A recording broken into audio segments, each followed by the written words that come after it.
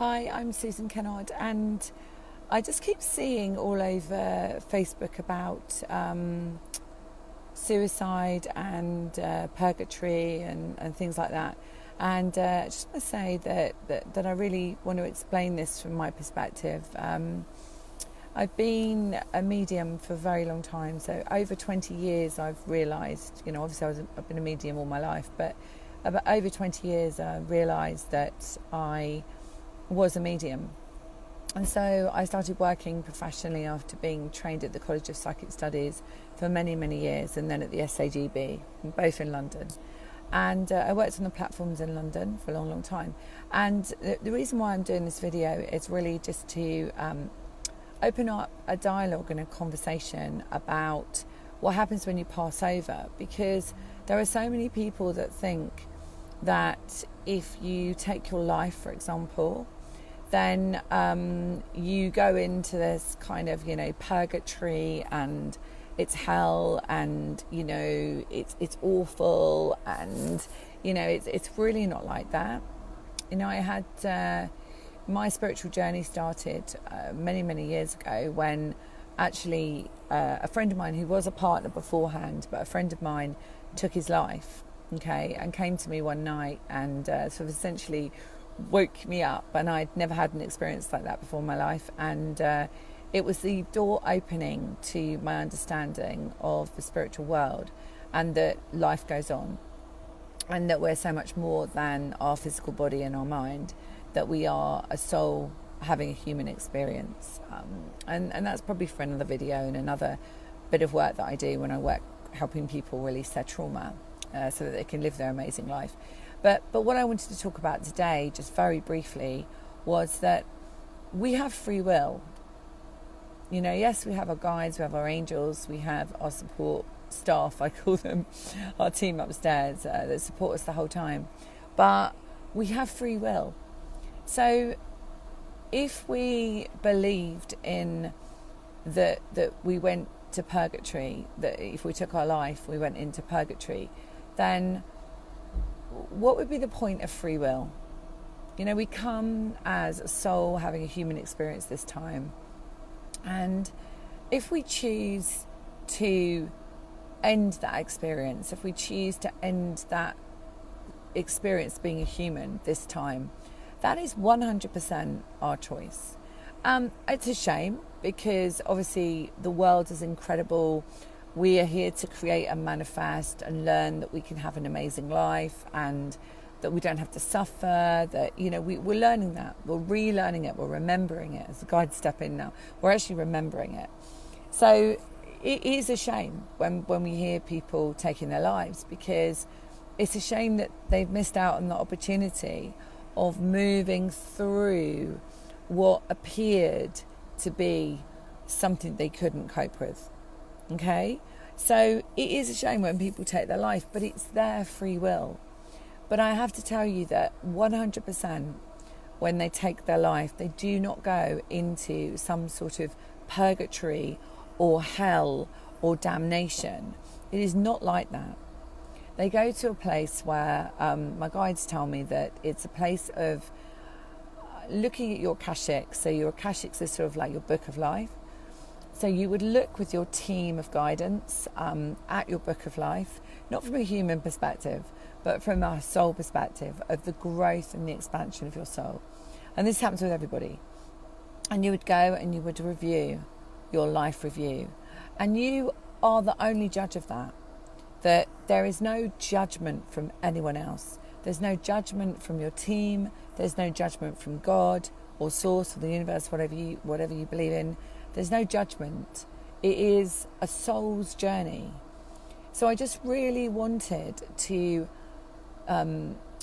get rid of this myth that if people take their life, they are, bound to be in hell or in a dark place. It just isn't that way. And the other thing that's coming to me, and it's come up a couple of times this week, actually, quite interestingly, is, I'm a medium, but I very rarely do readings in the sense of like I used to, which was to give evidence of survival. I can, but I tend to just do it for friends and family now, or if someone hears about me, I'll do it.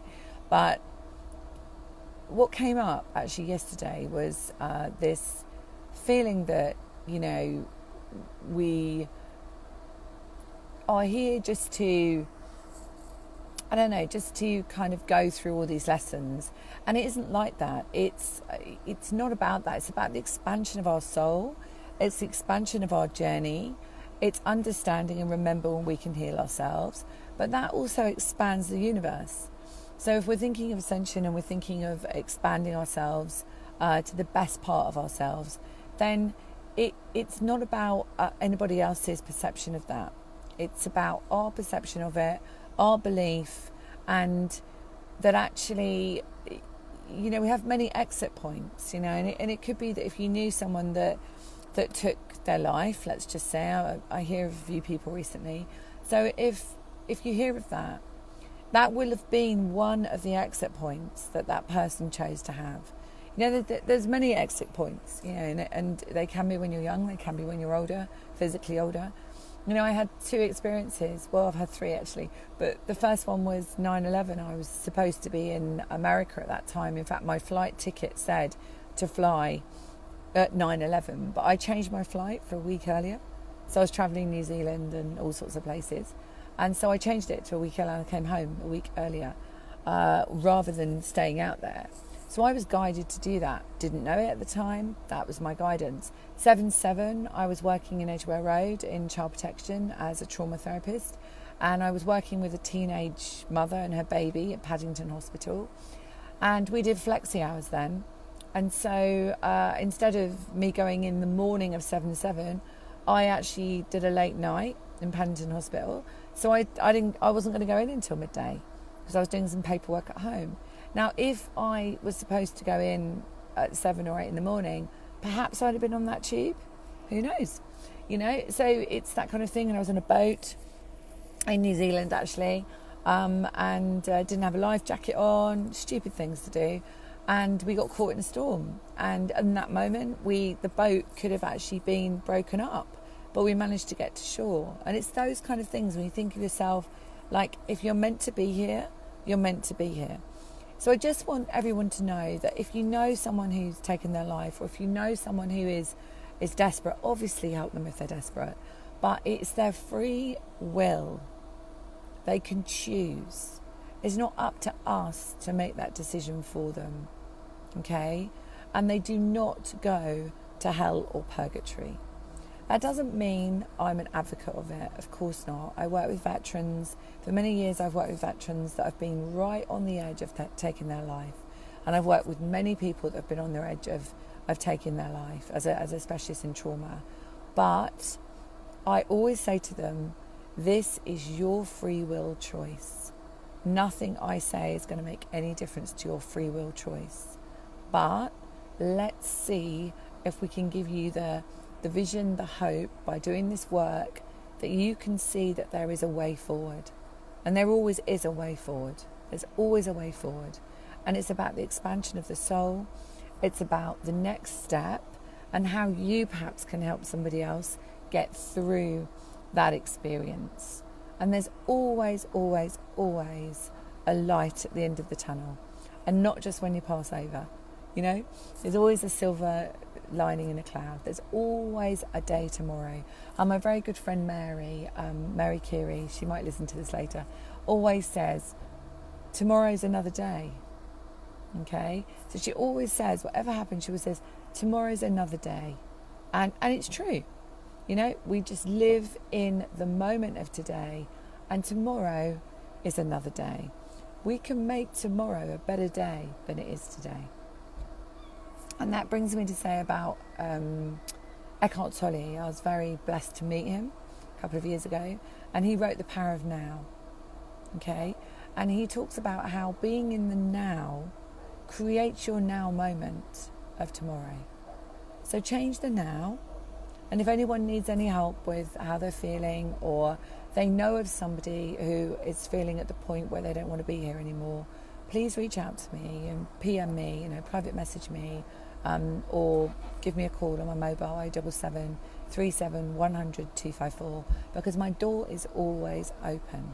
Okay, so I'm just going to have a look at a couple of messages. Jen, hi. Oh, thanks, Jen. Thank you. Lovely. I hope it's helped. Hi, Brooke. Hi, I saw you flash up. It's lovely to see you.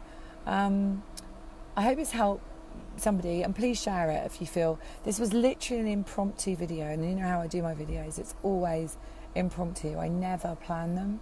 I just had this feeling as I'm sitting in the car, just about to go and meet somebody, actually, whose daughter's very, very psychic. And I had to tune in to somebody yesterday who actually, it was said that he committed suicide, but actually I was told not.